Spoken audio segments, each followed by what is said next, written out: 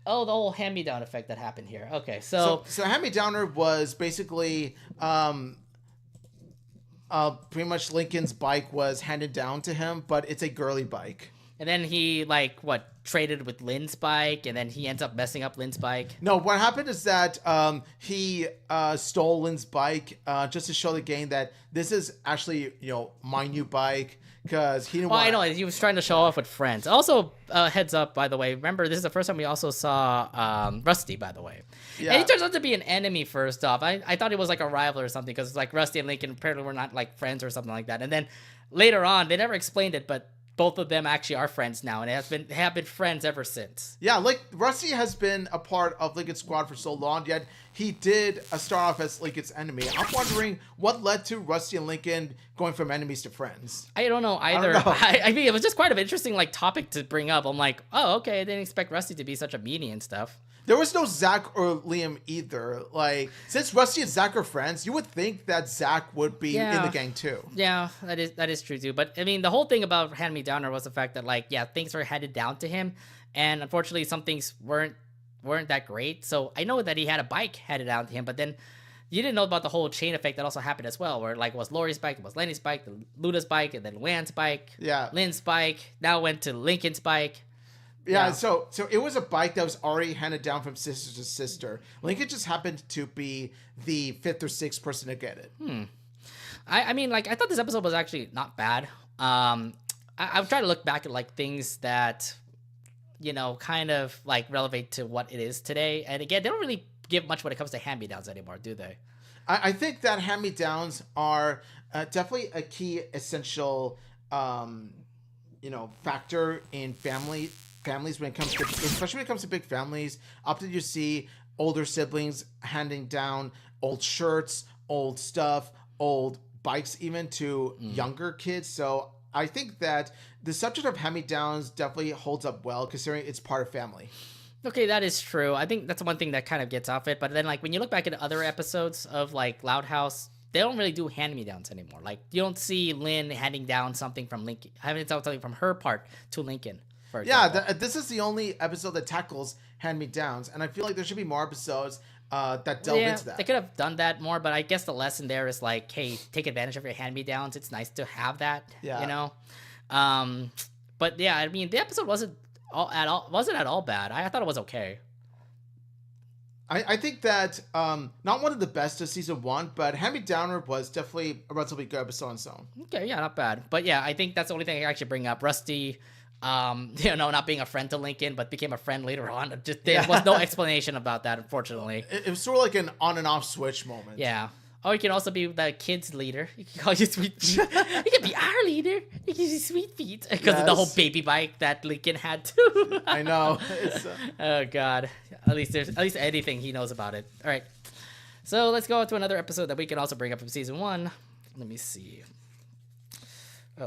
Oh, this has there's nothing in it, actually. Oh, whoops. Did we get up some wrong paper on that one? Probably. Oh, it could be an empty one. That might be why. All right, this has some words in it. How about Dance Dance Resolution? Oh, whoa. This episode. Dance Dance Resolution does hold up well, especially the Ronigan aspect of it. Especially that. I know some fans are going to be loving the Ronigan factor in it. Oh. Yes, Ronigan fans in the chat might say, yes, this episode holds up well. And I would say, yeah, Dance Dance Resolution was definitely a great episode. Remember back then, guys, we were all kind of shipping Lincoln and Ronnie Ant, right? And also, it's the first appearance of Haikyuu. Yeah, it's cool. Haikyuu's first appearance would be with Clyde. Yeah. And they had their own shared moments. I miss this guy because he's very old. I miss Lori because she's so out of my league. And they share their mislove interest to say. One thing that kind of scratched my head, though, is what happened to the rest of the other love interests that the Loud Sisters set up for Lincoln. What happened to Polly Payne? Yeah. What happened to Tabitha? Good question. What happened to Tabby? That's one thing we could also bring up. What happened to those girls, right? What happened to the clown girl? Exactly. They all kind of disappeared. And it was only Haikyuu that was had a recurring was a recurring character. Haikyuu was the only recurring character because it's Lucy. Yeah. Yes, it is Lucy's friend, and yeah, she continued to be part of the Morticians Club. I think I don't know what. Just somebody tells you like out of everybody who loved each of the characters that were there in Dance Dance Resolution, they all just picked Haikyuu. Yeah, and in the end, Haikyuu just continued to be an ongoing like secondary character for the show. Polly Payne was gone. The Luna's rock star friend, she's gone. Even the clown girl was also gone. Also gone. Yeah. Although to be fair, though, she also did appear in a couple of episodes. She appeared in Coupe de Dreams. Yes, but that's it. and even with that, she didn't really speak much. She was one of the passengers in Laurie's ride. Although to be fair, again, this was all about obviously the big focus is obviously about Lincoln and Ronnie Ann. I mean, I do love the fact that like the sisters still were hyped about him and Ronnie Ann together and all. Like one thing that I will miss. This is something that I've always missed when it comes to the later seasons of Loud House. I miss Loud Sisters being the biggest Roddy could ship. I know, I do miss that too, but I know that they just kept it normalized. Like after season 4, when Ronnie Ann moved to Great Lake City, everything is just all normalized. It's like, oh, you guys are friends, cool. I'm still the last time we get to see like anything about Ronniekin was most Ronniekin that actually leads to Ronniekin shipping was probably what's that one Loud House one Casa Grande episode? It's like one of the early Casa Grande's episodes. One of the early Casa Grande's episodes was Horoscope. The horoscope. There you go. Yeah, that one. I'm telling you, that one was just absolute. Like everybody wants to have Lincoln and Ronnie Ann together. I'm like, that would be great. But then after that, it was just all Ronnie Ann and Lincoln together, just as friends and stuff, which is still cute and all. But I know just back then in season 1, we're all hyping the fact that Ronnie Ann and Lincoln could be a thing. I know, yeah. Like you got to see Ronnie Ann being the usual tough tomboy, while Lincoln was sort of ducking her because he still thinks of Ronnie Ann as there's this soft girl. That's what I kind of hate about Lincoln. On the other hand, too, remember he also hated Ronnie Ann because of her being a bully and stuff. But then after Save the Date is when they cleared things up. And like Lincoln, since he thinks, Ronnie Ann's a girl, she must love, dances, but I don't love dances, so I'm gonna hide. I think that Lincoln still has that one-dimensional thought of Ronnie Ann. Like he still has that stereotypical thought when it comes to Ronnie Ann, like because she's a girl, she loves dances, which that isn't the case. You could be a girl and not like dances. You can even dance your own way, like Dance Dance Revolution. Yeah. I mean, they did in the end in Gus's Games and Grub. Yeah. I just remember, like, Lincoln wanted to go to Gus's Games and Grub but not go to that dance, for example. By the way, it was way before Gus's Games and Grub was a recurring setting because Gus's Games and Grub, I think it was the first time that we've seen that actual place in a Loud House episode. Dance Dance Resolution was Gus's Games and Grub. There was also that one episode where Laura was working there. I think that this episode took place before that one. Am I correct? No, I think that was before this one. Okay. Yeah. Either way, Gus's Gates of Grub, yes, it is a hot spot over there. Oh, yeah, it's that one Chandler. When Chandler first appeared in Loud House, yes. Chandler. And by the way, it's probably in here too, by the way. So we're going to be discussing that too. Ooh. But yeah, needless to say, Dance Dance Resolution was definitely a good chunk of fun, especially when you get to see the comedy in terms of like the movements and all, from the kids dancing to Lincoln ducking and covering. Yeah, that was pretty much all that Lincoln was doing, just trying to hide from Ronnie Ann. And eventually they do meet up with each other at the end. It was eventually a cat and mouse game that led to. And also like the fact that the dates were actually not bad. Like we get to see Liam, Zach, Rusty, and Clyde all hang out with Clyde's dates. I mean, that was actually pretty cute. Just to see Lincoln States. Yeah, but it's Lincoln States. It's all pretty cute. I mean, you get to see Haikyuu and Clyde together. You get to see Polly and Rusty together. The clown girl, again, these names, again, I've missed them for so long. They Polly Payne and also the clown girl, yeah. The clown girl, the rock star girl. Tabby. That's what kind of sucks, because, like, again, they only appeared in that episode, and again, I don't know their names anymore, so... Yeah, I don't even know the name of the clown girls, so it's kind of a bad sign where they got shafted off really bad. They got shafted off pretty badly. Haikyuu got off lucky. Huh? Haikyuu got off really lucky, if anything, because, like, at the end, she ended up becoming, like, well... a great Lucy's best friend. Lucy's best friend and everything, yeah. But yes, I mean, Dance of Revolution, undoubtedly, I think everybody loves it just because of the Ronnie Ann Lincoln shippers out there. I mean, it's all cute. It was supposed to be a Valentine's Day episode, and it lived up to the hype for a Valentine's Day episode. So it really did, and I am I would definitely rank Dance Dance Revolution as one of the better ones. Yes, I have to say, a great episode. It did live up to what is going on recently. Not at all. Just because Ronnie Ann and Lincoln are just friends now. And at the end, Rusty, Liam, Zach, and Clyde don't even go with their dates anymore. The only thing that's relevant now is Haikyuu. Haikyuu is the only one I think that's still relevant, considering that she's now a good secondary character. And even at that, you don't even see Haikyuu and Clyde interact anymore. No, it's not. They don't even interact as much. And you would think that they're the best friends of the Loud siblings, Lincoln and Lucy, respectively. You would think that Haikyuu and Clyde would at least have some more chemistry together. No, apparently not. They just kind of rescinded that whole relationship, to say. Yeah, it kind of sucks because I would love to see if they actually did end up together at the end or something. You know. I mean, now that Clyde is over Lori now, and that we don't hear from Chloe, it would have been nice to see Haikyuu and Clyde. I mean, if we're gonna talk about Chloe and Clyde, I wish that ship also happened too. Yeah. Oh man, but that's in the later season. Okay, guys. All right. Yeah, go ahead and pull up the next episode for us. Yeah, we have a lot of episodes here. There's a lot of episodes of season 1. All right, let's see. Get the message. Oh, this episode was something. It wasn't really much. It's just more of Lori. It was Lincoln trying to get Lori's phone and just try to delete that message and all. Yeah, so Get the Message is the second episode of The Loud House, like ever. The first one being Left in the Dark, and then followed by Get the Message. Okay, honestly, I think the first episodes of The Loud House, obviously Lori was the big focal point. It did suck when I first saw her like that. Yeah. Because she's just always mean to Lincoln. I'm like, what? I can understand why Lincoln is not really liking Lori. It's the reason why he wrote that letter. You're the worst sister ever.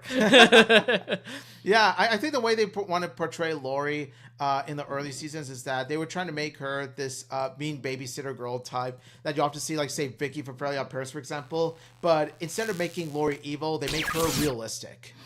Okay. And by realistic, I mean that while she may appear to be, mean, strict, and bossy at times, you do see a softer side of her. Like, wasn't really as much soft. Yeah, I get it. Like, she was soft by actually giving Lincoln a new system, a new VR system, which is great. But at the same time, Lincoln still ended up becoming like a big jerk. Gave Lori a big terrible message to say. But you gotta feel like I've had my issues with season 1 Lincoln Loud. I've expressed it as much, but I think this is one of those cases where Lincoln being this angry, like, Lincoln's behavior here is justified because it was his toy, it was his VR toy. Yes, and Lori broke it. But Lori broke it. But in the end, Lori still ended up like going out of her way and ended up buying a new one for him. But he doesn't know that. Lincoln doesn't know that. I do love the whole very mature part. Very mature. I think Mr. Mature. And yeah, he wasn't mature considering that he just wrote the freaking message to him. Yeah. I think the best part about the episode, though, was Lincoln and Lana being hallway monitors. Lowell and Lana. Lowell and Lana. I'm going to say Lowell and Lana. Okay, that actually is pretty cute. They're supposed to practice their hallway monitor parts. And they're like, well, look, they're twins. It makes sense why both of them are going to be like that. Unfortunately for Luann, he should end up going to jail because of funny puns or something. Yeah. 5 more minutes, dirtbag. Also, Lucy out of nowhere, just being like there out of nowhere. She was in the air vents. She's in the air vents. I get it. Like, she's dark and spooky, so she just mostly hangs in the air vents and stuff. And then she also helps Lincoln out when it comes to, scare situations and all. Yeah, and also you do see Lincoln navigating the Loud House like a sort of a maze. I like how the episode kind of takes nods or it takes inspiration from, let's say, Mission Impossible, because it did feel like a Mission Impossible. It did kind of feel like it. Remember the whole scenario that they were supposed to be just like this, but then when it all played out, it turned out to be like all horrible. Yeah. Oh, and also Clyde showing up to Lori. Remember? Oh. She had to wear. I remember the whole dream scenario. He drew a mustache, and then Lori got attracted to Clyde for some reason. Then out of nowhere, you have that whole vision reality, that kind of aspect. In reality, he's takes off his shirt, gets in front of Lori, and then she has a nosebleed right in front of Lori. Might be a huge simp for Lori will never not be cringe to me. I know. Back then it was just the thing about it for season 1. You get to see Clyde just go fall head over heels for Lori. But at the same time, it's just like Clyde continues to have nosebleeds with Lori. It's just, I don't know. I don't get the whole bit also, but people kind of think it's funny. I don't know. It's weird, but it's super weird. Like, no. Okay, but yeah, I mean, either way, get the message. Was all right. I mean, kind of like an average episode. I wouldn't say like one of the best episodes of Loud House, but if anything, my aspects when it came from this episode is that Lori definitely changed from what she was back in that episode. Lincoln is not a jerk compared to that episode. Yeah, I will say that in terms of the overall episode, I'm going to say there are some parts that haven't aged well, like, let's say, Lori's personality and Clyde fall in love with Lori, but it was quite an engaging episode for what it was. Like, Lincoln, shenanigans. The whole Mission Impossible stuff was one thing. Also, Luna Loud just trying to censor everything. She just plays guitar, and then you get to see Lincoln just continue to swear in front of the phone. I think that's the best part of the episode is just like Luna censoring Lincoln with her guitar. Like, Lincoln, that was awesome. Even Lori too. Even at the end where Lori literally just sees the letter that Lincoln wrote to Lori. What is this? That was clever use of censorship jokes. And also, I want to turn Lincoln into a human pretzel. I think that whole joke starts to happen there. And then, coincidentally enough, Lincoln did actually literally get turned to a human pretzel, but not by Lori. That was back in season 2, but we're going to talk about... Yeah, that was later. That will be later about the whole human pretzel stuff. Yeah. But yeah, I'm going to say, get the message. I get that it was one of the earliest episodes ever, but it's just there was some parts of it that haven't aged well. It didn't age well at all. It didn't really age well back then. Now it's like, no, it's just, this doesn't work out anymore. Because you don't see Lincoln and Lori with the way they are right now. You wouldn't see them behaving like that. Exactly, yeah. All right, so let's get the message. Let's go ahead and go to a new episode here. Oh, The Loudest Yard. Okay, the Loudest Yard is basically the football episode in which Lynn disguises herself as Lincoln in order to go out and play football. Yes, that is the episode. Yeah, that's the episode, yeah. Okay, so, this is just more of a Lynn and Lincoln scenario here, because I get it. Lincoln doesn't... that's the other thing about Lincoln here. Lincoln is lazy, doesn't want to do sports, but she has to do sports. I just remember, like, in the beginning of the episode where, like, his parents are trying to do his best, or trying to do their best to have Lincoln get out and be active. Like, have Lincoln walk with his dad, have Lincoln like work out with his mom in the end, and they both didn't work out because he was still reading comics. This is the episode in which Rita literally told her son, go touch grass. Yeah, that's right. Like, Rita told Lincoln to go touch some grass. And even when Lincoln literally does touch grass, he still plays his game. Yeah, no, he still plays his game. He also reads the comic books and stuff. And then, like, he's trying his way. He tries so many ways to get out of PE or doing something physical that he even, like, bribed Lola to do it. Like, he says, Lola, just run over my leg so I get a broken leg or something. Charlie Horse! Yeah, it gets it, Charlie Horse and all that. And I just remember Lola getting pissed off and all. But then this is just a whole, like, Lynn-Lincoln episode where, like, Lynn replaces Lincoln when playing football. And Lincoln turns out to be the popular star, even though it wasn't Lincoln. Yeah, I don't know. It's an interesting, like, concept of episode here.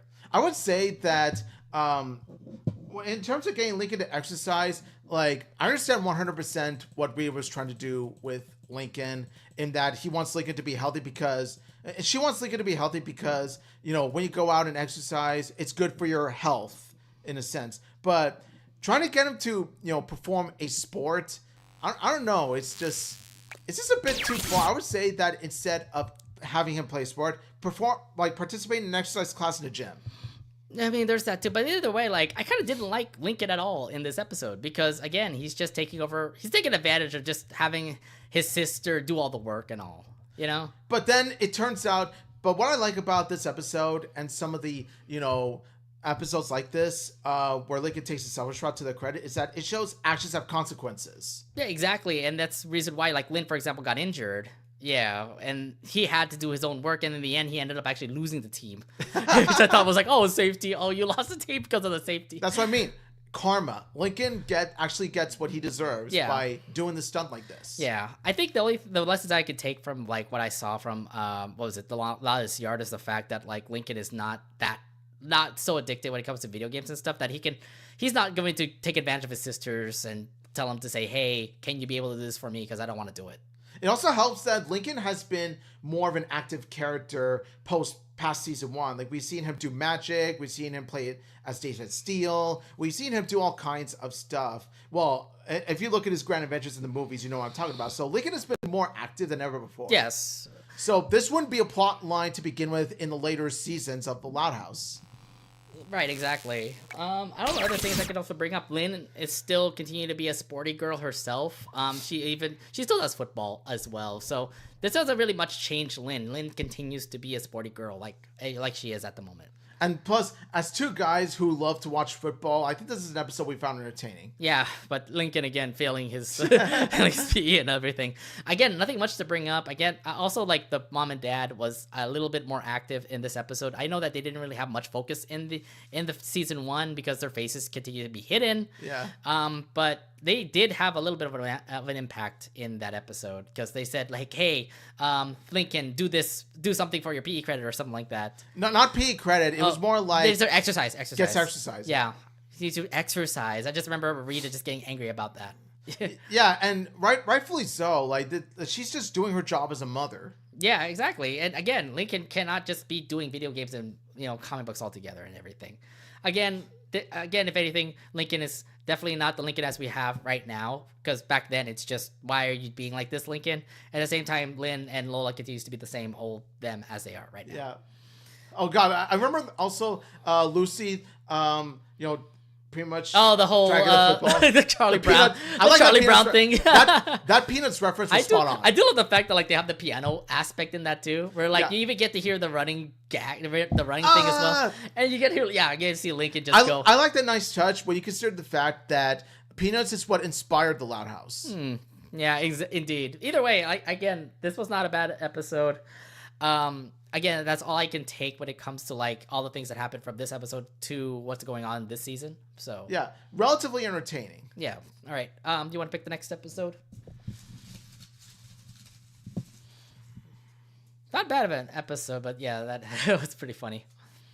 No guts, no glory. Oh God, there's a lot to discuss on this one. Oh boy, there's a lot to discuss about this, but yes, I get it.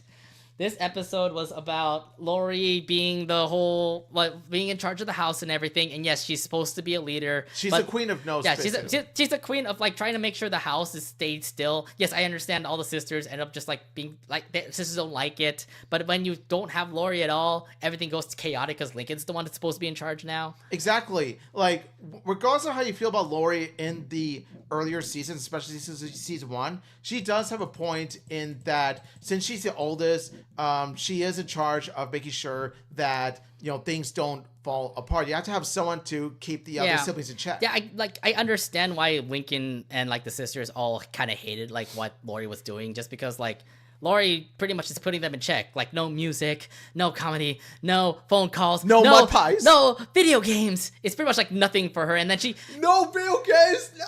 And then she pretty much just goes all out, just like all commando mode and stuff like that. She has her sunglasses on. She says, "At ease." No, she's kidding. Not needing my presents. Yeah. See, what I like about it is that how over the top they play Lori's, as a commander. Yeah, as a commander, they play Lori's in charge, mean babysitting style over the top to the point where it feels like a boot camp. It kind of does, yeah. And I mean, the fact that Lincoln just, like, recruited all the sisters to come in, just say, hey, it's time for us to rebel against Lori. Let Lori, like, have Lincoln be the one in charge. And in the end, Lincoln had them do whatever they want, but then you already know what the mess was. Like, everything was going to get all screwed up in the end. Yeah. I mean, this episode, again, what I can learn from this episode is that Lori was absolutely, like, commanding in this. Thankfully, she's not anymore in recent seasons, which is great. Yeah, I don't think you would see Lori be this over the top in later seasons. Sure, she might be a bit bossy. She might be a little bit strict here and there, but it wouldn't be at that level. Yeah, that's one thing I can take from that. The other thing, too, is that the other sisters, they can get a little bit crazy. I can understand, like, you saw everything that happened in that episode, right? Everything was a whole mess. Yeah, that. Oh yeah, Lola.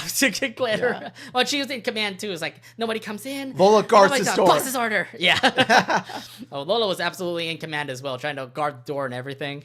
What was it? At the same time, you also get to see like, what was it? Luna continue to be a rock star. She just like loves to put her music up too high.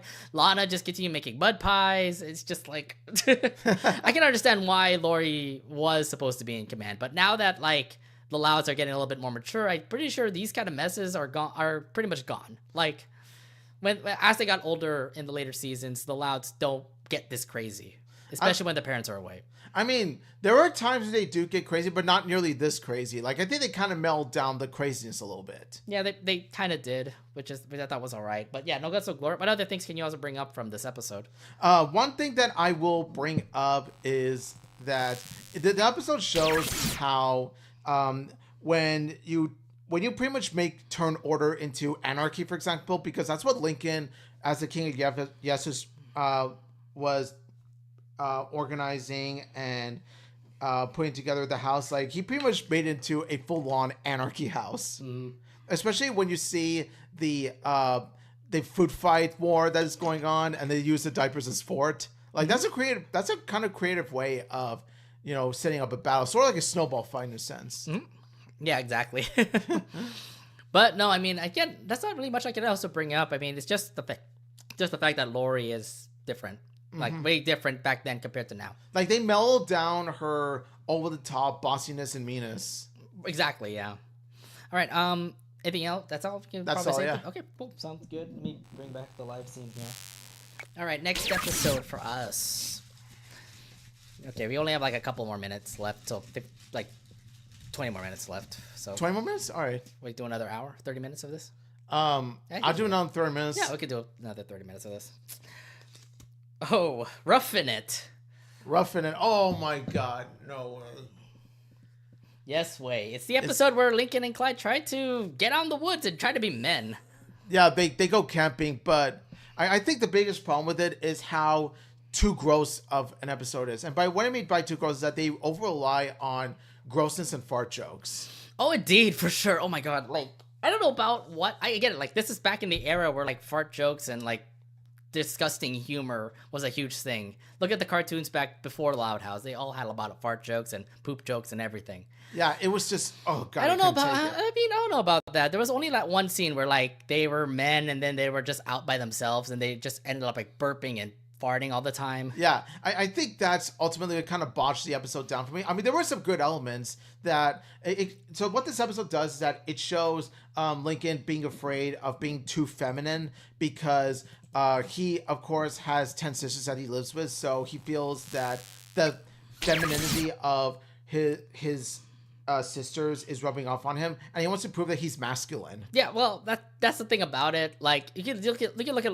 like what he's done though. Like, everything that he's done has been with his sisters, like getting makeup and stuff with Lori, watching Dreamboat with his sisters, and talking about who's going to win the Dreamboat, for example. Lenny with fashion styles. Yeah, you can understand why Lincoln, on the other hand, has just been hanging out with his sisters. He doesn't have any like manly things to do.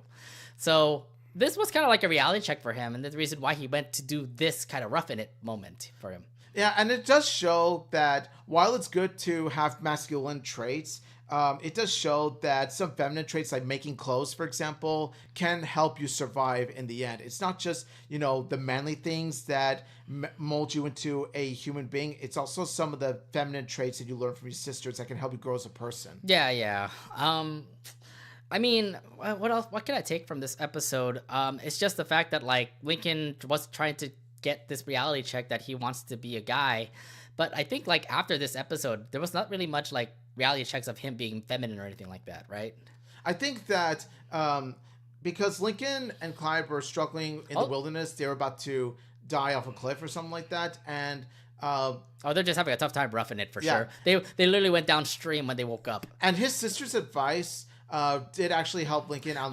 I think if anything, that's actually a good lesson to bring up too. Just like, hey, everything that your sisters have taught actually does help out in the end for you. Exactly. And it goes back to what I was saying about, there's nothing wrong with men displaying their feminine traits aside from masculine traits. Yeah. Also, another thing too for Clyde, the fact that he was also wanting to join in with the masculine to be like, manly and everything.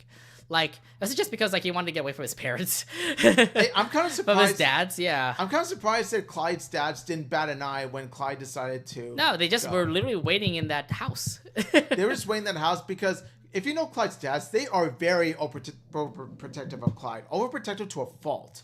So I kind of was a bit scratching my head like, why aren't Clyde's dads intervening, for example? Right, exactly. Like, I thought Howard would be like, oh my god, I don't want my son to be out there, He's always the scaredy type, while Howard, said Howard and Harold? Harold is the one that actually was helping him just try to get away from, like, all the scariness that comes from it. Like, Howard is the one that panics and overreacts. That's whereas him, Harold yes. is the one that keeps I would imagine Harold being the one, oh my god, no! Yeah. Howard, yeah. No, but I keep seeing more of Howard continuing to be scared of his son. Yeah. Scared for his son, Yeah, scared for his son later on in the seasons. And yes, actually we do get to see more of his overprotectiveness in the later seasons. This time around was just kind of interesting how they just say, hey, have a fun time in the woods. Even though there's like scary bears out there, and I don't even know if there's no electricity, no charging ports, those kind of things. I don't think Clyde's gonna survive. I think that's something that Harold will probably like think about, Yeah, I think that I have a headcanon in that once Clyde returns home and then Clyde's dads pretty much lose sleep for about a couple days thinking about what could have happened to Clyde out in the woods. Yeah. But either way, Roughing It, I think, was it's either way. It's kind of a reality check for Lincoln and Clyde to say, hey, maybe you've been hanging too much with the girls. Maybe have some time by going out into the woods. And in the end, the girls' help actually helped you out in the end. Which means that you still need a little bit of your feminine side to help you out. It's an important lesson to take for all the men watching. Exactly. All right. Want to get the next episode for me? Sure, yeah. All right. Yeah, we're doing this all the time. First season episodes. Again, we don't really review them as much, so... Lincoln Loud Girl Guru. Oh, no! Not this episode. Oh, no. Well, speaking of girl advice, you were thinking that this girl advice would help people out. It will help guys out with finding love, apparently, in this episode. Yeah, Lincoln Loud Girl Guru, I'm going to say it hasn't aged that well. I think it comes down to two factors. One, Liam isn't quite integrated into Lincoln's circle of friends yet, so Liam isn't really Lincoln's friend just yet. He's just a guy who Lincoln gives advice to, and would you know it, Liam hooks up with someone. By the way, what happened to that girl that Liam did hook up with in this episode? Who was that girl again? I forgot. I don't know, Carol. Because I know one of them was Girl Jordan. Yeah, one of them was Girl Jordan, but it was Girl Jordan was someone else. But anyway, back to this. There's just something about that episode that makes me think there's implications. There's some implications in some parts that make me think this would not fly in an episode today. First off, I don't know how this became a business for them because Lincoln Loud, just being a psychic or something, being like some sort of like love god or something like that, where he literally just goes through like her sisters, like he goes through situations where he hangs out with his sisters and stuff, and actually just tries to give them as advice. Because like it happened to Rusty, Zach, and Liam, by the way. All three of them all had these like love situations, and they all ended up going bad to say. Oh yeah, it has gone. It's been a disaster. Freaking Zach with the Dutch ovens. I'm like, I don't know what Liam did. By the way, I forgot what he did. And also, Coach Bukowski. With what was it? Miss Agnes Johnson. Yeah, Agnes. Oh God. Hope you boys like push-ups. Yeah. Look, I don't understand what the whole business aspect was. I get it. It's supposed to be for like a class or something, and they did businesses like pies and other things, but then Love Guru was just absolutely out of nowhere, and I just don't feel like Lincoln would know that. Like, why out of all people Lincoln would be the one to do it? Just because he hangs out with his sister is the reason why? I think that the only aspect of this that does transition over like with its later seasons is the fact that Lincoln loves to play any kind of role. Like he likes to dress up as anything. He likes to play as any kind of role, whether it be David Steele, a savvy, or magician, or the Girl Guru. Yeah, although to be fair, it's quite interesting just because he hangs out with his sisters. Yeah, I get it. Like he had certain love interests happen to him. Like, it's great that Liam and that girl also hanged out together because of Lincoln's advice. But every other guy that also was wanting to get advice from Lincoln all ended up in failures. Yeah. So, again, like, yeah, it happened one time, it worked, but in the other times, no, it didn't work. I think my favorite part of this is honestly when Lincoln and Clyde were hiding in the Loud House, and then the Loud sisters asked what's going on. And then boy, what you guys do? La Lori. No, Lincoln like Clyde. And then the girls laugh at Lincoln's, girl guru shenanigans, and then Lincoln's like, "Are you guys done?" And then Lori's like, "No," and they continue. They get laughing. Yeah, that was my favorite part of it. And that's actually something that could be a meme template. That could be. Yeah, I think that's a GIF already for everybody. That's already a GIF. Yeah. But in the end, I did like the fact in the end where like his punishment was getting like dunked on. Like they're getting money. Getting pies thrown. Is it pies or is it? Oh, it's pies. Yeah, sorry, it's pies. Yeah. I thought it was actually like the water thing where like somebody hits the target and he goes down. But yeah, no. He gets pies. Like all the guys just throw pies at him. Even Coach Bukowski like had bought like double to throw pies at him. I'll take them all. They still ended up actually getting a business out of it. They ended up actually passing because of that. They at least got an A+, but at the cost of having the pie thrown on the face. Which honestly, I don't mind it. I don't view it as a punishment. I view it more as, okay, lay it on me because I love me some pie. Maybe in your case, maybe Lincoln on the other hand is probably having a freaking creamy mess all of a sudden. So I'm just saying, like, if there was some sort of like dunking booth where I would get pie thrown on me, I would sign up for that. Yeah. Any things that came out from this? I know that Coach Bukowski and Agnes continue to be a thing in the later seasons of the Loud House. Until Coach Bukowski found another girl. Penelope. The nurse, the school nurse they had over there. Girl Jordan was actually, I think it was one of her first appearances over there also. It was one of her first appearances. I could be wrong to say it's not her first appearance. You could look it up. I don't know, but I remember Zach and Girl Jordan was trying to do a thing. Sadie, I don't know who this girl Sadie was, but I know Sadie and Zach wanted to do something with Sadie, and in the end, he just kind of like dragged her out of school. There's this other guy that also did something with, I don't know, something about trash cans and stuff. In the either way, like, I try to remember all those episodes. Other way, like, all the things were bad. Lincoln tried to at least do something that he did with Liam to end up with somebody, and it worked out, but somehow that girl guru magic that Lincoln had didn't work out. Nonetheless, it was some things that I just end up seeing when it came to later seasons of the Loud House. Mm-hmm.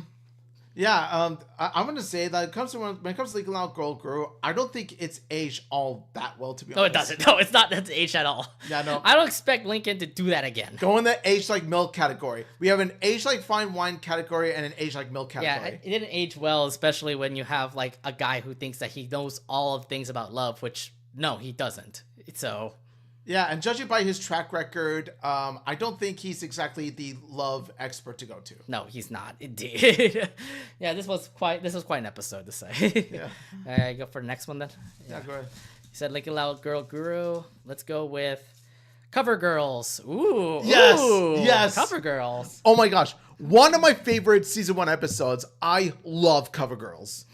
Okay, so Cover Girls, if I remember correctly, it's all about them just trying to, cover them as they try to do other things, right? Yeah, so pretty much Rita has made Saturday short day, and the Loud siblings have places they want to be. So what happens is that since the Loud sisters did cover for Lincoln previously, Lincoln does owe them one, so Lincoln tries to cover for these girls while they do their own things, and it ends up with like Lincoln and the sisters dressing up as one another in order to get in a video chat with Pop Pop. Yeah, I really thought it was actually nice of them to do that, because it's like, it's supposed to be their chore day, and then every sister ended up doing their own thing while Lincoln is the one covering for all of them. Yeah. And then I just love the cleverness that happens where Lincoln just does whatever he can just to cover up just to cover every sister to say. Not only that, but it does show that through Lincoln and his sisters dressing up as one another, like trying to pretend to be each other, it shows how deep they know each other. It helps build up that chemistry between Lincoln and his sisters. I think that also helps out too, because in the end, all of them did work out together. It's weird because all the sisters did come back. Why don't you all be yourselves? When you all came back, why didn't you all just be yourselves? Oh God. It could have you could have just ended that way instead of having like Lenny be Lana or Lily becoming Lucy or something, or Lily becoming Lori, or Lincoln becoming Lily. Lucy becoming Lori was kind of funny. It was like, OMG, Pop Pop, Bobby was so cute. I think that our love is God, going that was to so I remember Lola being Lucy too. She was trying to be a vampire. Oh, no. And then you have Lisa trying to be Lana, Lucy, and all this stuff, and then she's like, Loncy? Yeah, she's doing three sisters in one. No, it just gets all messed up in anything. But no, I mean, that whole episode was just absolutely clever. All the sisters just going into Lincoln's like chest full of disguises, and in the end, all of them just covered themselves as one of the sisters or Lincoln himself. It's definitely one of the best ways to deliver comedy because it does it at such a fast pace, and it does it very cleverly to where they abruptly go from, impersonating one loud to another, and it makes for great, excellent, quick comedy. Exactly. Now, what's great about this episode is that I believe the Loud House creators, like Loud House writers, knew that this was a popular episode, that they actually referenced it again in later seasons, if you remember correctly. That they, what was it, Lincoln pulled off disguises again because of Cover Girls. I remember that. Yeah, he doesn't really have a chest anymore. He actually has like a whole cabinet and a section file where he can actually dress up as Lori, for example. I know, he did dress up as Lori, Rita, yeah. for example. Yes, so he still does the whole cover-up thing. Yeah, and so it really does go to show how really amazing of an episode is, to a point where it gets called back on. Yeah, I just love that, the fact that in one of the episodes later in the seasons of Loud House, it did get a callback where Lincoln had to disguise as Lori. Lincoln had to disguise as another sister. Like I said, such a clever way to deliver comedy, and as a way to show the real chemistry between among all these siblings. Mm-hmm. I think nonetheless, I mean, I thought this episode was just absolutely clever. I don't know what other things can we bring up from that like aged well into. It's aged like fine wine. I think this is, out of all the episodes we talked about so far, I think Cover Girls has aged the best. I think so, yeah. Just because like I can't really say much. They just end up doing the cover up aspect really well in this episode. Yes, it did end up with them getting in trouble, and they all had to pretty much be in their disguises for the whole entire day. I think my favorite part, honestly, was where Luann was pretending to be Lenny, and then Lenny was still herself, and then they ended up they did the whole was it the Macarena? And then they were mimicking each other. Oh my god, that was the best part of the episode. I think there was a bunch of other things too. I think there was also, remember when they were all doing their own thing. Sorry, Lincoln being Lily, for example, and he was trying to do like his own movie. Yeah, poo poo. Oh god. Yeah, I guess like this was just a really funny episode nonetheless, and thankfully the writers knew about this episode, that it actually gets callbacks to later episodes of the seasons. Yeah, Cover Girls, one of my favorites. Yeah. Yeah, I don't think anything else I could bring up from that.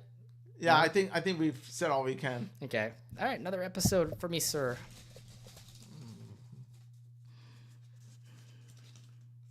What do we got now?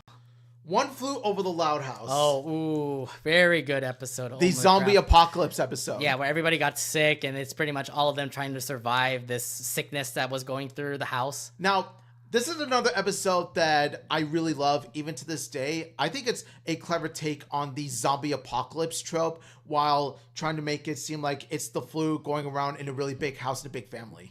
But I will say, though, the time that it came out, though, when you look back at it now, you could tell that in its time period, the difference between the time period that the episode was released and the time period now are strikingly different. So I think that's why some may argue that this episode hasn't aged well due to a certain pandemic that we went through. Okay, to be fair, this is back in 2016. This episode aired in 2016. Back then it was just like a scary zombie flick. Like you're expecting like, oh, everything is gonna go well. Even like the beginning of the episode, where it just all feels very zombie-like. Like, oh, it's so dark. Oh, it feels so barren. Why is it all messy? And then you get to see the first sisters ended up getting sick, and then Lincoln trying to survive while other sisters like stay in one room to survive. Yeah. I think it covers the basics of zombie apocalypse tropes really well. From trying to survive to the spread of the sickness going on, to the spread of the plague, to you go ahead. To the conflicting ideologies amongst those that weren't infected, like Lori's ideas versus Lenny's ideas, where Lenny wants to help heal the sick, But then on the other hand, Lincoln wants to make sure to get away from the sick so they don't get infected too.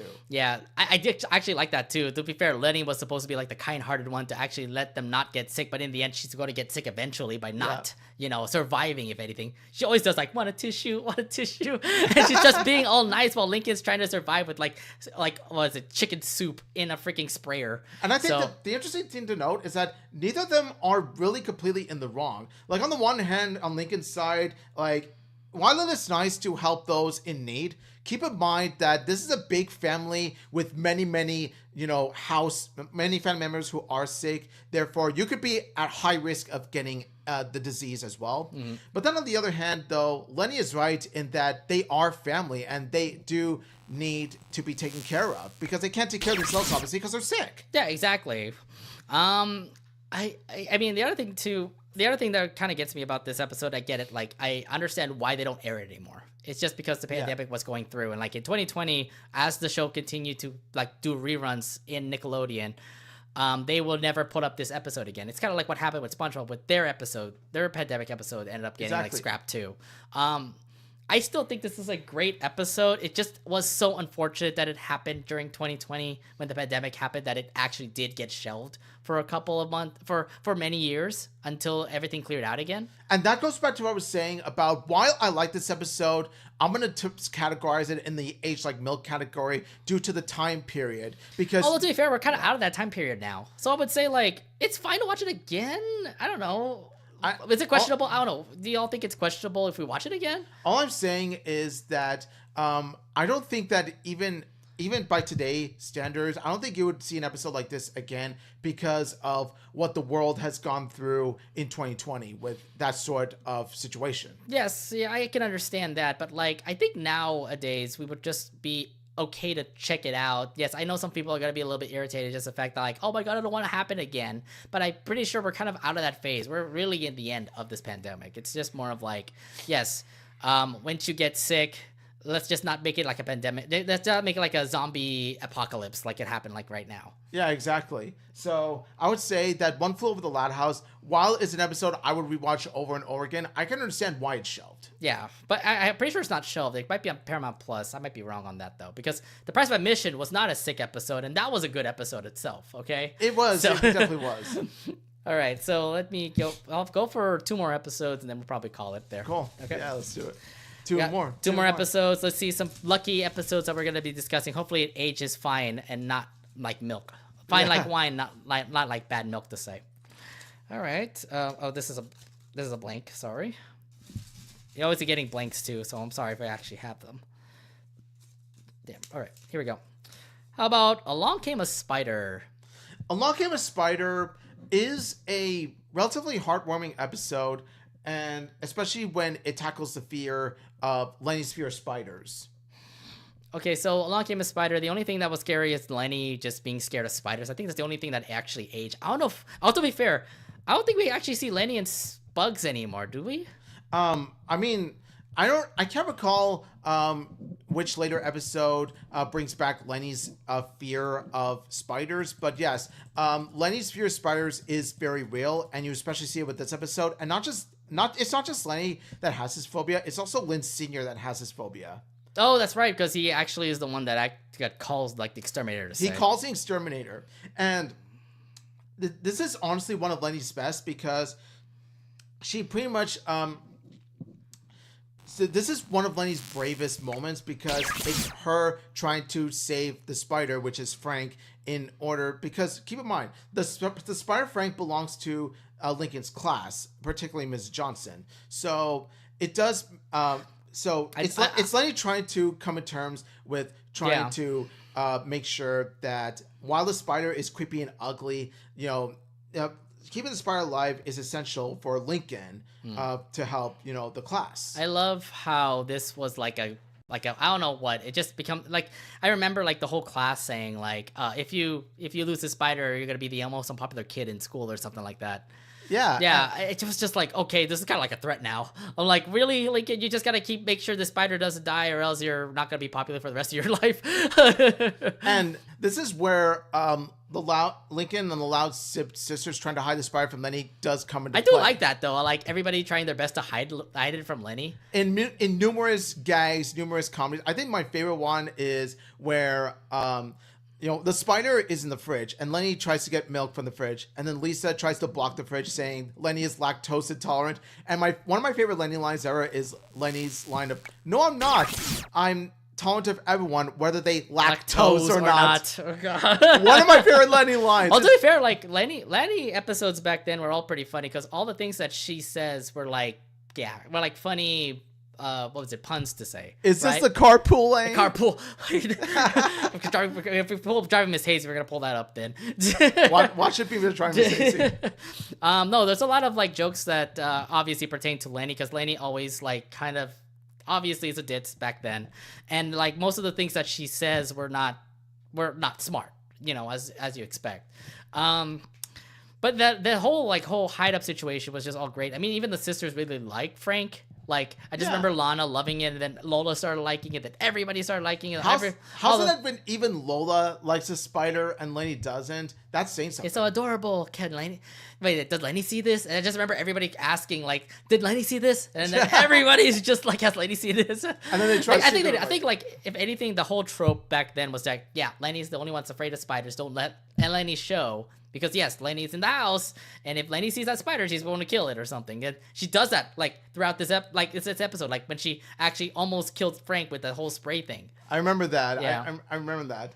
And there's also this, funny bit where the exterminator goes around the house trying to kill a spider by any means necessary. And the way they pull out the exterminator is this over-the-top, menacing, like, exterminator. It's sort of like the exterminator from the Ant Bully, one played by Paul Giamatti. It's sort of similar to that.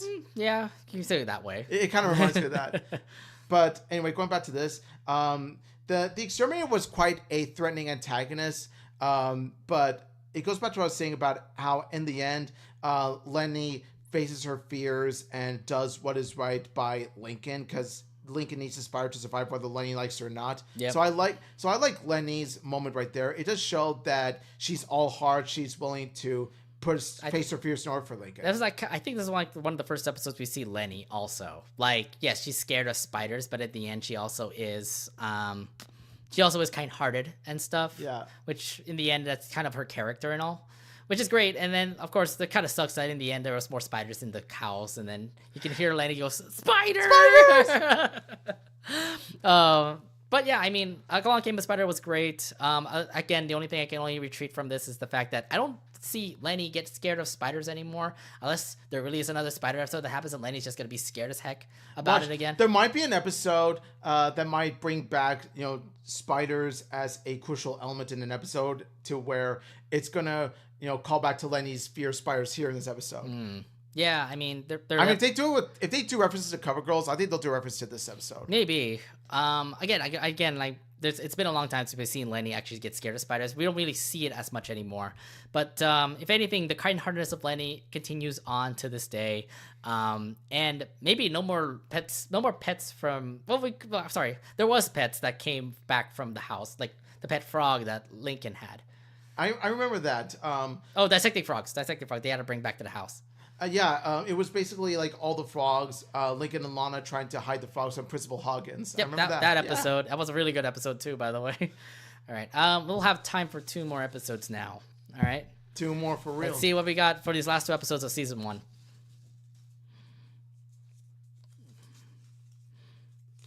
Homespun. Oh, the final episode of season 1? Oh. Final episode of season 1. And I'm going to say, excellent episode. Like, one of the top best of season 1. Yeah, so Homespun was supposed to be like, well, it makes sense why it's the finale, just because like it had all the family members together, all the sisters were pretty much reminiscing about the house. Yes, the house was old and all that kind of stuff. And then they flipped like a 360 and said like the house is actually old, but at the end we end up actually liking the house. Exactly, because they have so many fond memories of it, from exchanging food with one another to pretty much turning the puddle into an ice rink, to the Loud Sisters talking about this Twilight-esque storybook about, who this girl should fall in love with. There was a Twilight reference, right? Yeah. That was Lucy, I believe. Yeah, it was had that Lucy. issue. Yeah, where like the walls are super thin, so whenever Lucy talks about a certain book, everybody in the Louds know about it. And plus, it delves into an ultimate fact of real life when it comes to living in houses that you lived in for quite a while. Things do tend to break off easily. Yeah. I mean, I can also see that, yes. We've had experiences of that as well, where some things in our house have fallen apart, so we have to get new parts. It's kind of like that here. Well, to be fair, like the Louds just never ever like do anything when it comes to like changing up anything in the house. Yes, they have creaky floors, they have leaning floors, the bad doorbells, for example, the broken doorknobs, for example, because they can never go in and out of their rooms to say. You get it, like it's all a mess to say, but somehow they said like in the end they still think it's a great house. They say we love you and everything. So. Exactly. And I think the cherry on top was when all the Loud siblings gathered together to have their hands painted by different that colors one was so cute. as part of celebrating the Loud parents' anniversary. That was touching. That was cherry on top. Mm-hmm. I don't think there's really much to actually bring up when it comes to like things that happened from that episode going onward, because the house continued to stay up as it is. Like, even though it's an old house, it still ended up becoming like their house. They still live with it for this many seasons, and there's not really much to bring up when it comes to like seeing from old to new. There was a big threat of a tornado threat, but it turns out that the tornado never happened at all, thankfully. Didn't really damage their house. Yes, a tornado did happen. It's just never really hit their house. Yeah, thankfully it didn't, because, the Loud house, I don't think that there will be anything quite the Loud house like that particular house, because, the episode does highlight that this is, in fact, the Loud house. There will be no other house like it. I have a question. Do we still know Patchy Drizzle? Is he still in the Loud house? I think he is somehow, right? I think it's been a while since we've seen Patchy. Maybe a little bit of references from Carey Mulligan, I think. But Patchy hasn't really popped up in the Loud House, has he? The only character that's part of like any kind of newscast is Catherine Mulligan, and that's it. Yeah, Catherine Mulligan's the only one from the newscast that literally pops up. But I don't know Patchy Drizzle like actually moved on from season 1. Yeah, he was in this episode and Snowboard as well. Yes. That's the only 2 times I ever get to see him. But I feel like there was like a name drop or something about Patchy, like somewhere out there in the new seasons of Loud House. Yeah, I don't remember what happened to him, but all I remember is that he was a season 1 character. Yes, he was just there for the weather, obviously, just because he's a weather guy. But then after that, nothing really happens for Patchy Drizzle. Again, if anything, it just the sisters show their compassion for the house, tells them like, hey, we love living in the house, even though you're broken and all that stuff. We still love you, and in the end, the house still survives, even though they have their flaws, like broken doorknobs, for example. So I'm gonna say this right now: Homespun has aged perfectly well, because it captures that the Loud house is essentially a part of the Loud family in a way, because it's what helped kept them sheltered, kept them fed. Helped be part of their fun moments. Indeed. And I like how the Loud siblings all gathered together in the basement to reminisce and laugh and share their stories and all that stuff. It does show that whole story sharing, especially, I think, was absolutely heartwarming. Why don't we ever have those again? Heartwarming stories, of them in the past. Exactly. We need more episodes like Homespun and less episodes like Lincoln Shenanigans. Yeah, indeed. Yeah, why don't we have that anymore? All right, we have one more episode to bring up since we're about to run out of time here for our episode. Yeah. So let me go deep into our little abyss here. Hopefully we get something good. All right. Final episode that we're going to be discussing.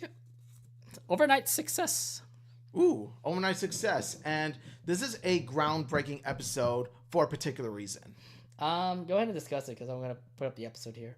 So Overnight Success is where Lincoln invites Clyde over for a sleepover. But Clyde is then accompanied by Clyde's 2 parents. And those 2 parents are Clyde's 2 dads. And I think that's actually the groundbreaking moment there, because I don't think... here's the thing. Like, we were all, like, having, like, their families and stuff and all that kind of stuff. We never really knew who Clyde's parents are.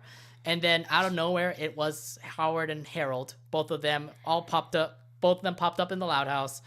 And I'm like, oh, they're dads. Oh, LGBTQ representation. That is some nice LGBT representation, considering also that it's been a long while since we've seen this kind of LGBT representation to where both of a character's parents are this of the same gender. So it was a nice touch to see Nickelodeon just say up front, LGBT lives matter, LGBT parents matter. Yeah. And it was only just for like one little snippet here, but like we do get to see Howard and Harold both take care of their son, and again, they're overprotective. Exactly, and they don't. This is the first time. This is the first sign of them being overprotective too, especially Howard, where he just continues to cry. I'm gonna miss him so much. Like his first time going to a sleepover, and he's definitely regretting it or something. And they don't make it into a big issue or anything. They just present Clyde's dads are just regular caring parents. Yes. I'm gonna say this right now: Howard and Harold are very endearing. They're really great partners together, and they really have raised a great son like Clyde McBride. Yeah, they do, and they're such likable characters all in all. Indeed, because of how caring they are. And like I said, after this episode, we get to see more of Clyde's parents together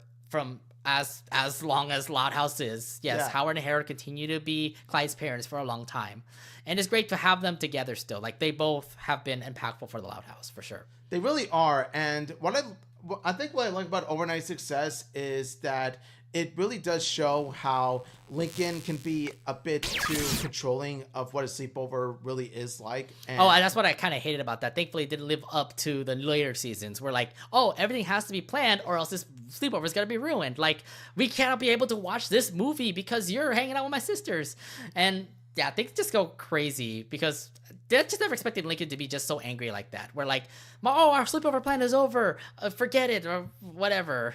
And here's the thing. I think that Lincoln, there's more to the sleepover fun than just watching, a marathon of Lord of the Rings movies, because that's what it was. It was an extended trilogy. It was their own version of a Lord of the Rings extended trilogy. Yeah, and what's kind of funny is that even if like Lincoln like pretty much called out Clyde to not be part of the sleepover, he brought other boys with the sleepover as well. Like Liam and Zach were a part of it, but then there's a bunch of other guys that Lincoln was friends with that also came into the sleepover, but also did get called out, did leave because of the sisters. There were no named characters aside from Zach and Liam. Yeah. Like, so they were pretty much background characters. I just remember like Lola like doing some sort of fashion thing with Liam, and that's why Liam ran away from the Loud House. Yeah, I look like my Meemaw.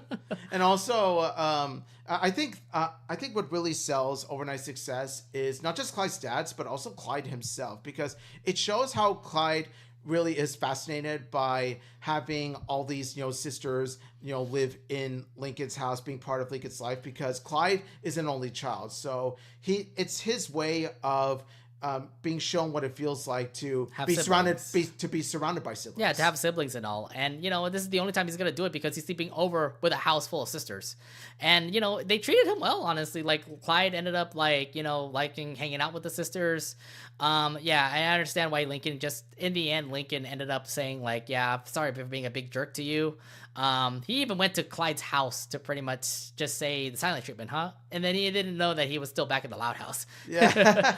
So either way, the apology happened. They both agreed that he was being a jerk and everything. And then in the end, they did have a sleepover where all the sisters also did come in as well. Yeah, and would you know it, they watched the exact movie that Lincoln was planning. So yeah, I think it goes to show that a sleepover can be fun even with company, even when things don't go 100% as planned, you can still make for fun. Exactly. And what kind of stinks again, Clyde continued to like Lori. Remember it still happened in that episode Yeah. where like Clyde continued to say abort system over, shutting down. The only part that hasn't aged well is that. But other than that, I would say Thankfully it's gone. I just remembered a couple later on this season, Clyde will get away from Lori. So I'm gonna say Overnight Success is pretty solid, but there are a couple aspects in which the Loud House today would do differently from this. One is, of course, Clyde wouldn't do that cringy abort thing. It's over. Look, if anything, it's over. Another thing, too, is that Lincoln would invite not just Clyde, but his whole squad as well.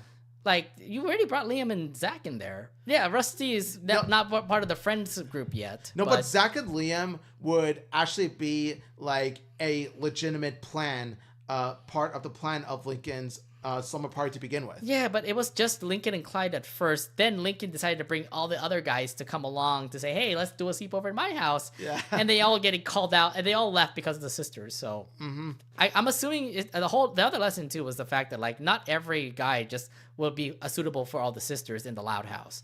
Clyde was able to at least withstand everybody. Yeah, So I it think makes sense why he's a perfect friend to be in the Loud House. I think it's also because Clyde is such a dedicated friend to Lincoln that he's willing to pretty much overcome any kind of chaos that happens in the Loud House for the sake of making Lincoln happy. And also, Clyde is like family to the Louds. So yeah. So he hangs out with Lincoln all the time. So yes, technically he is part of family with them. So it's a natural part of Clyde to have fun with all of the chaos that comes in the Loud House. Yeah, that's all I can think I can come up when it comes to all the stuff that happened from Overnight Success onto the later seasons because, yes, the Clyde thing is gone. Thankfully, Clyde Life and Glory is out of the way. Yes. But if anything, again, Liam and Zach were also there too, so I think that was also the start of like the friend group to say, because like it was always Lincoln and Clyde for the first season, but we don't get to see the whole group until later on in season 1. But we do get to see a little bit of an idea of like who would be in the friend group. So you saw Liam first, you saw Zach too. Rusty would be in a later episode, like Hand Me Downer, but that didn't turn out to be a friend until later on in season 1 where we get to see them at Death Sets Resolution. So I guess if anything, they're all linking together. All these episodes that we've been reviewing tonight. So it's all coming together. Yeah, it's actually all right. Kronk is all coming together. It's all coming together. Yeah, we did have a bunch more episodes, but to be fair, we are kind of running out of time now. So there's a lot more we want to tackle, but hopefully we'll save later? Question mark. I don't know. We'll probably do season 2 next, but yes. All the season 1 episodes. Look, this is a lot of season 1 episodes. Season 2 at least has less episodes, so hopefully we can like try to go for as much episodes by then. But yeah, I do look forward to doing this again because not only is it so much fun doing this, but it also brings back the Loud Cosmic because we vibes. never really review these episodes, honestly. Yeah. So it's kind of like a clever way to say, hey, how great was this episode back then until now? Yeah. You know? And it's a good reminder of, hey, we were originally Loud Casa Talks, so yeah. Yeah, exactly. We got to bring this back. Again, who knows? Maybe later on in the summer we'll bring it back. It depends on like what other animation news comes out our way. Yeah. But yeah. That's pretty much it for our Anination podcast episode. Thank you all for watching, especially you Loud House fans. I'm pretty sure you all were waiting for this one. I know. You're all like, yes, they're talking about the Louds again. It's just like, yeah, but don't expect it to happen too often. Yeah, not too often. So just a little heads up, we got some breaking news here. We are not going to be having a new episode next week because this guy is going to not be here next week. And the reason why I'm not going to be here next week is because I'm actually going to be out of town. My family and I are going on a family trip to Hawaii. Nice. Is this your first time going to Hawaii? It's not my first time I've been to Hawaii, but it's been like decades. It's been years and years since I've been to Hawaii. Have a fun time at the beaches and all. Oh, I'm going to the Hooky Lau. What's kind of funny is you're going in the same weekend when Lilo and Stitch comes out. So coincidence. It is a coincidence. Yeah. It's like, yeah, and like I even talked about it before, saying I'm actually a bit interested in seeing Lilo and Stitch. You can add that onto the list and be like, yes, I will watch Lilo and Stitch when I get back home because it's a reminder that I missed my vacation. Well, I hope you have a good time in Hawaii. So just a heads up for those who are watching, we will not be doing a new Anination podcast episode next Wednesday. We'll be back the week after, giving you guys all the new stuff that's happening in June of 2025. So yeah, so be on the lookout for that. And and also in the meantime, get yourselves ready for Memorial Day weekend, which is happening next week as well. Yes, that's for sure. I'll be going to a convention again. Yes. The usual FanimeCon, if you guys have never heard of that. So after my vacation is going to be your vacation. Well, no. Your vacation's happening next week. It's also happening at the same time. You're on vacation too, right? No. So the next week, we come back on a Friday of Memorial Day weekend. Well, technically, the whole anime continues is on that Thursday too. So I guess you could say that. Yeah. So on Thursday we'll both be on vacation. Yeah, we're still on vacation nonetheless. Yeah. All right. But for those who are gonna be watching us, yes, again, we're not gonna be here next week. Hope you guys have a great Memorial Day weekend. But for those who are watching, thank you all for checking us out tonight. Just check out our social medias over at our Instagram and our Twitter, which is all below us. Also at our Blue Sky, we have it all below the screen there. And also, if you guys have not been subscribing to our YouTube channel, it's a perfect time to do so right now. Subscribe to our YouTube channel by hitting the subscribe button, hit the bell button to be notified when we're coming on next. We are always dropping new shorts every week, as well as videos coming out in the near future. So it'd be best for you guys to subscribe so you'd be able to keep up with what we're doing. Yeah, so we just want to say thank you all so much for watching. Thank you for listening, and thank you for all your support. Yeah, thank you very much for everybody. We'll see you guys at the end of May. Yes. I don't know what exact date it is, but we're going to see you guys at the end of May. All right? Let's go. And have a fun time, Omid, at your Hawaii trip, because I'm Yes. pretty sure you're going to enjoy the sun, enjoy the heat, enjoy all the stuff that Hawaii is going to give you. Yeah, so I just want to say aloha. Aloha, friends. Oh, like auf Wiedersehen and aloha. Aloha means hello. It also means goodbye. Bye. We did review Butterfly Effect too. I'm like, yeah, we got to bring that episode up. All right, bye, everybody. We'll see you guys next time. See you, fun. What a coincidence, right? Coincidence.